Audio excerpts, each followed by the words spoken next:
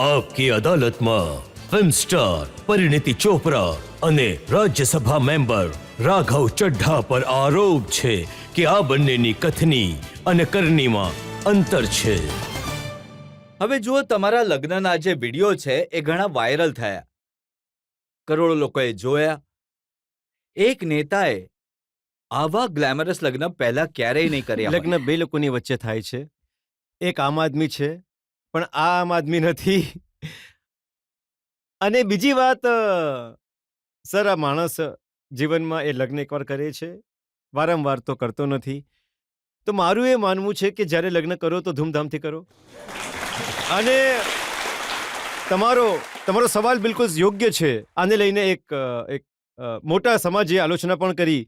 તો હું એમને તમારા આ મંચના માધ્યમથી જવાબ આપવા માંગુ છું, મેસેજ આપવા માંગુ છું કે હું એક ગરીબ દીકરો છું, એક અમીર બાપનો, અને એક ગરીબ પતિ છું, એક અમીર પત્નીનો. સર, લોકો ભૂલી જાય છે કે લગ્ન મારા પણ હતા. હું તો એક ફિલ્મ સ્ટાર છું અને હું તો પાછલા 10 વર્ષથી હું એક્ટ્રેસ હતી. ફક્ત ત્યારે જ નહીં, હું તો ઘણી નાની હતી ત્યારથી મેં મારા લગ્નના સપના જોયા છે. ફાઇનલી મારા લગ્ન થઈ રહ્યા હતા અને હું કોઈ કસર છોડવા નહોતી માંગતી. હું શું, મારા પપ્પા, મારો ભાઈ, આમના પપ્પા, અમે 4-5 લોકો હતા. અમે બધાએ મળીને લગ્ન કર્યા છે. એન્ડ આઈ ફીલ કે નોટ ઓનલી મારા માટે આ દુનિયા લગ્ન જુએ છે, અમારા ફેન્સ જુએ છે. અને અમે ધૂમધામથી લગ્ન કરવાના હતા. અને એટલે હું તો બિલકુલ કોમ્પ્રોમાઇઝ નહોતી કરવા માંગતી. હું તો થોડી ઉદાસ થઈ ગઈ હતી કેમ કે આખું ફોકસ એમાં ચાલ્યું ગયું કે ખર્ચો કોણે કર્યો અને કોણે ન કર્યો. જુઓ, સુખબીર બાદલે કહ્યું કે આ લગ્નનો આખો ખર્ચો પંજાબના મુખ્યમંત્રી ભગવંત માને આપ્યો. બોલો હવે. ભગવંત માન જે મારા મોટા ભાઈ છે, એ લગ્નમાં આવ્યા હતા. એમણે લગ્નમાં શુકનનું કવચ સુદ્ધા મને નથી આપ્યું. તમે લગ્નના બિલની વાત કરી રહ્યા છો. આરોપોનો, અફવાઓનો બજાર. લગ્ન તો ભગવંત માનના પણ થયા છે. એ ખર્ચો કોણે આપ્યો? આ મોટી ઇન્ટરેસ્ટિંગ વાર્તા છે. મને જ્યારે એમના લગ્ન થવાના હતા તો તૈયારી કરવાની બધી જવાબદારી મને આપવામાં આવી હતી. અને નાના લગ્ન હતા, ઘર પરિવારના જ લોકો હતા અને પાર્ટીના પણ 3-4 લોકો હતા. અમારી પાર્ટીના વધારે લોકોને નહોતા બોલાવ્યા. તો એ આખા લગ્નની જે જવાબદારી હતી તે મને સોંપવામાં આવી હતી. તો મહેમાનોનો ટેન્ટ લગાવવાથી લઈને ખાવા પીવાની, ફ્લાવર ડેકોરેશનની, એ આખું અરેન્જમેન્ટ મેં કર્યું હતું. તો આ એક યોગાનું યોગ છે કે એમના લગ્નનું આખું અરેન્જમેન્ટ કરવાનો મોકો મને મળ્યો. એક આરોપ હરસિમરત કૌરે લગાડ્યો. એમણે કહ્યું કે પંજાબથી બુલેટ પ્રૂફ લેન્ડ ક્રુઝર ગાડીઓ 850 કિલોમીટર દૂર ઉદયપુર ગઈ સુરક્ષા આપવા માટે. પોલીસ આખી પંજાબની લગાડવામાં આવી હતી ઉદયપુરમાં. જો આ ઘણી સામાન્ય વાત છે, સામાન્ય પ્રોટોકોલ છે. જો કોઈ સ્ટેટનું એક હાઈ ડિગ્નિટરી, જેમ કે કોઈ મુખ્યમંત્રી, જે એક સિક્યોરિટી પ્રોટેક્ટિવ હોય છે, એ એક જગ્યાએથી બીજી જગ્યાએ જાય છે તો એની તમામ સિક્યોરિટી, એની તમામ કેબલકેટ એની સાથે એ રાજ્યમાં જાય છે. ક્યારે પણ મુખ્યમંત્રી જાય છે તો એમની સાથે એમનો કાફલો સાથે જાય છે. તો અહીંયા તો 2 મુખ્યમંત્રીઓ આવ્યા હતા. દિલ્હીના મુખ્યમંત્રી પણ આવ્યા હતા, પંજાબના મુખ્યમંત્રી પણ આવ્યા હતા. સુખપાલ કહેરા, જે કોંગ્રેસ પાર્ટીના નેતા છે પંજાબના, એમણે કહ્યું કે રાઘવ ચડ્ડા ઉદયપુરના પેલેસમાં જે રૂમમાં રોકાયા હતા, 7 સ્ટાર હોટેલ હતી, એક રાતનો એ રૂમનો ખર્ચો હતો 10 લાખ રૂપિયા. બોલો. ઓ ગોડ. આ બધું ખોટું છે, સર. પહેલા તો એ કોઈ 7 સ્ટાર હોટેલ હતી નહીં, એક 5 સ્ટાર હોટેલ હતી. એમાં બધું મળાવીને લગભગ 40-50 રૂમ્સ હતા. એ અમે બધાને બુક કરાવ્યા હતા. અને કોઈ પણ રૂમ 10 લાખ રૂપિયાનો નહોતો.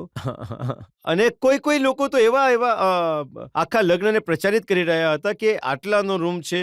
કોઈ ટીવી એન્કર્સ અને નેતા કહી રહ્યા હતા કે આટલાનો શૂટ પહેર્યો હતો, એવું કે જાણે એ જઈને મારું શૂટ સીવડાવીને લાવ્યા હોય કે પછી હોટલની બુકિંગ એ લોકોએ કરી હોય. તો મને લાગે છે કે આ બધું નિરાધાર આરોપો છે. આઈ ઓલ્સો ફીલ કે સર, આ પરસેપ્શનની વાત પણ છે. હું એક એક્ટ્રેસ છું. જો મેં કોઈ એક્ટર, પ્રોડ્યુસર કે બિઝનેસમેનથી લગ્ન કર્યા હોત તો એ કહેત કે વાહ યાર, આના તો બહુ સરસ રીતે લગ્ન થયા છે, આવી રીતે જ થવા જોઈએ. એટલે તો મેં આટલા વર્ષો સુધી મહેનત શા માટે કરી? આના માટે જ કરી. પણ કેમ કે એક નેતા સાથે લગ્ન થયા છે તો સડનલી ખર્ચાઓ નેતાએ ફક્ત એકલાએ જ કર્યો છે અને આટલા મોંઘા લગ્ન ન કરી શકે તો ભાઈ, આ બે એક્ટરના લગ્ન થયા હોત જી તો અકાલી દળને શું પ્રોબ્લેમ હોત? એક્ઝેક્ટલી સર આઈ થિંક કે સમવેર આ પણ હું શીખી રહી છું કે એક આ ટ્રોલિંગ અને વધારે ઇન્વેસ્ટિગેશનનું માઇન્ડ હોય છે વોટર્સના ફેન્સના એ આમની દુનિયામાં વધારે હોય છે અમારી લાઈફમાં પ્રેમ વધારે આપે છે અને ખુશીમાં ખુશી મનાવે છે જેમ કે મારી દુનિયાના લોકોએ કહ્યું હતું કે કેટલા સરસ લગ્ન થયા પણ આમની દુનિયાના લોકો આવું વિચારતા હતા તો આઈ ઓલ્સો ફીલ કે સમવેર એ લોકો ભૂલી જાય છે કે આ મારી પર્સનલ લાઈફ છે આવું કરવાથી અમને ખોટું પણ લાગી શકે છે જો ને જ્યારે આ રાજ્યસભાની ચૂંટણી લડ્યા, જી. ઇલેક્શન કમિશનમાં તેઓએ એમનું રિટર્ન ફાઇલ કર્યું. એમાં એમણે કહ્યું કે મારી આખી વર્ષની ઇન્કમ છે 2.5 લાખ જી. રૂપિયા. મારી પાસે કોઈ ગાડી નથી, મારી પાસે કોઈ પ્રોપર્ટી નથી. જી નહીં તો તો સર એક વર્ષની રિટર્ન મારી ઓછી હતી અને બીજી વાત મારી ઇન્કમ ટેક્સ રિટર્ન ઓછી હતી મારા પપ્પાની કે મારી થવાવાળી વાઈફની ઇન્કમ ટેક્સ રિટર્ન ઓછી નહોતી એ તો આ ખર્ચો ઉપાડી શકતા હતા વાત એ છે કે સડનલી લોકો ભૂલી જાય છે કે એ ઘણું અજુગતું છે એટલે હવે- લગ્ન પહેલા હું ગાડી કે ઘર કે કંઈ પણ ખરીદી લઉં તો ઇટ્સ અન્ડરસ્ટેન્ડેબલ સડનલી લગ્ન પછી બધા મારા પૈસા ગાયબ થઈ ગયા સડનલી હવે હું કોઈ ખર્ચો નહીં કરી શકું તો કોઈ વાત નહીં ઇટ્સ તમે જસ્ટ એમની પરસેપ્શન પાર્ટીનું નામ જોયું છે ને, આમ આદમી પાર્ટી. જી તો એમની જે સ્ટાઇલ છે તો લોકો કહે છે કે રાજા મહારાજા જેવી છે, એ ખાસ જી, માણસ જેવી જી. છે. મારા જે મામા છે જેમણે હું ઘણું વધારે પ્રેમ કરું છું ઘણું વધારે ચાહું છું એ એક ફેશન ડિઝાઇનર છે કામથી જી તો બધા કપડાં એ મને સારા સીવડાવી આપે છે જે આજે પણ હું તમારા શોમાં પહેરીને આવ્યો છું આ મારા મામાએ મને મોકલેલ છે તો જ્યારે મારા મામા આવા હોય તો ભાણેજને શાની પરેશાની મામા ભાણેજ એક જુદો જ પ્રેમ હોય છે ને અચ્છા, હવે પહેલી વાર લોકોને ખબર પડી કે આ આખો કમાલ મામાનો છે. હા.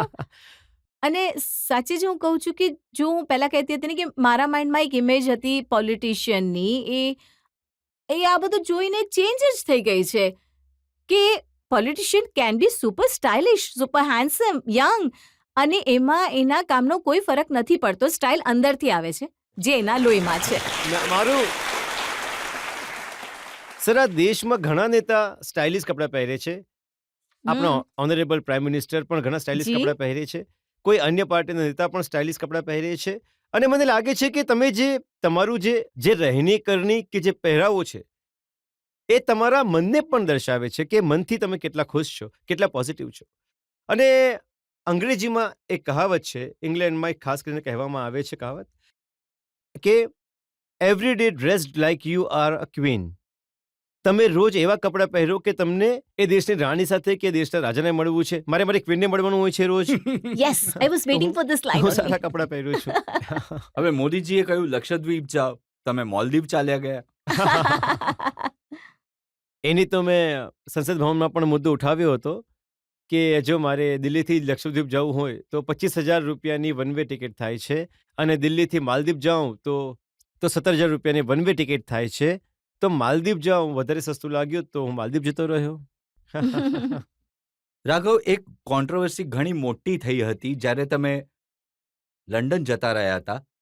અરવિંદ કેજરીવાલ મુસીબતમાં હતા, એમને જેલ પણ જવું પડ્યું, પરંતુ 71 દિવસ સુધી રાઘવ ચડ્ડા દિલ્હીના સીનથી ગાયબ હતા. સર સારું થયું તમે આ સવાલ કર્યો અને મને મારા દિલની વાત કરવાની અને સાચું બોલવાની તક મને મળી પહેલી વાત તો એ છે કે જે ફેક્ટ છે કે એ પહેલાંથી નક્કી થયેલ પ્રોગ્રામ હતું માર્ચના પહેલા અઠવાડિયામાં લંડનમાં સ્કૂલ ઓફ ઇકોનોમિક્સ જ્યાં મને બોલાવવામાં આવ્યું હતું અને એ કાર્યક્રમમાં મારે સામેલ થવાનું પણ હતું અને મારે લેક્ચર પણ આપવાનું હતું તો હું આ પહેલાંથી નક્કી હતું એ કાર્યક્રમ માટે હું ત્યાં ગયો એ કાર્યક્રમમાં ભાગ લીધા પછી મારી આંખમાં મને કંઈક તકલીફ થવા લાગી હતી એની પછી મેં ત્યાંના ડૉક્ટરોને બતાડ્યું અને મને એ ખબર પડી કે મારી 15 વર્ષ પહેલાં જે આંખનું ઓપરેશન થયું હતું એ જ સમસ્યા ફરીથી ઊભી થઈ છે મારી આંખની જે રેટિના હોય છે પડદો હોય છે જેમાં નાના નાના સ્પોટ હોય છે જેને સીલ કરવાની આવશ્યકતા હતી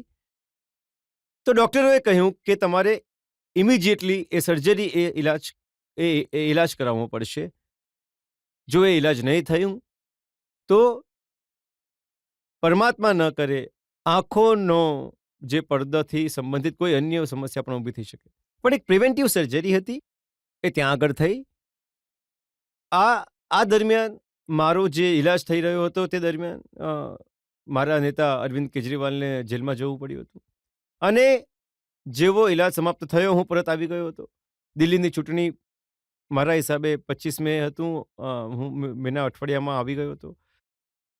અને 1 જૂને પંજાબમાં ચૂંટણી હતી. આખા મેમાં હું અહીં રહીને ચૂંટણી પ્રચાર કરતો હતો. કમાન સંભાળી, રોડ શો કર્યા, રેલીઓ કાઢી. પણ એક ધારણા એ બનાવવામાં આવી હતી કે ખબર નહીં ક્યાં જતા રહ્યા. અનેક ઘણા આરોપો પણ મારા પર લગાડવામાં આવ્યા. અને મને એ વાતનું ઘણું દુઃખ પણ થાય છે કે મારા આલોચકો જે એક નાનો હિસ્સો હતો જેમણે મારી આલોચના કરી, એમણે મારા 13 વર્ષની જે સફર છે, હું 2011થી આંદોલનથી આ પાર્ટીમાં જોડાયેલો છું, મારા 13 વર્ષની લાંબી તપસ્યાને એક આરોપ લગાડીને, એક રૂમર ફેલાવીને શૂન્ય કરી નાખ્યું.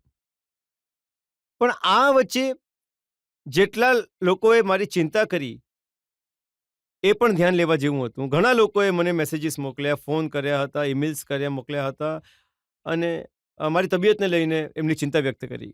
તો આ મારી આલોચના પણ થઈ હતી અને મારી ચિંતા પણ થઈ. મારા પરિવારને માટે પણ ઘણો મુશ્કેલ સમય હતો. મારી વાઈફ મારી સાથે હતી, ત્યાં હાજર હતી. મારી મા અને પપ્પા હિન્દુસ્તાનમાં હતા. ઘણા બધા માટે ઘણું મુશ્કેલ સમય હતો એ. અને ચાલો, પરમાત્માએ સાથ આપ્યો અને એ મુશ્કેલી ઘડીઓમાંથી અમે બહાર આવ્યા. અને મારી આંખો બિલકુલ સારી છે અને ભગવાનના આશીર્વાદ છે. અને સૌ સાચું કહ્યું. મતલબ કોઈની હેલ્થને લઈને એટલો મુશ્કેલ સમય હતો અને કઈ બાબતમાં ટ્વિસ્ટ થઈ ગયું અને શું થયું. It was very unfortunate and I hope કે ફરી પાછું આવું ક્યારેય નહીં થાય. અને સારું થયું આજે આ ક્લેરિફાઈ થઈ. જી, સર જુઓ, સત્ય બિલકુલ. લાંબા સમય સુધી સંતાઈ નહીં રહે. એ કહેવામાં આવે છે ને, सच्चाई छुप नहीं सकती बेबुनियाद आरोप बनावट के उसूलों से बनावट सच्चाई और खुशबू आ नहीं सकती कभी कागज के फूल से। તમે મારી વાત પૂરી કરી નાખી. તમે બંને પંજાબી છો, તો હું જાણવા માંગુ છું કે સાચું પંજાબી કોણ છે? પરાઠા કોણ સૌથી વધારે પસંદ કરે છે અને પંજાબી ગીતો સૌથી વધારે કોણ સાંભળે છે?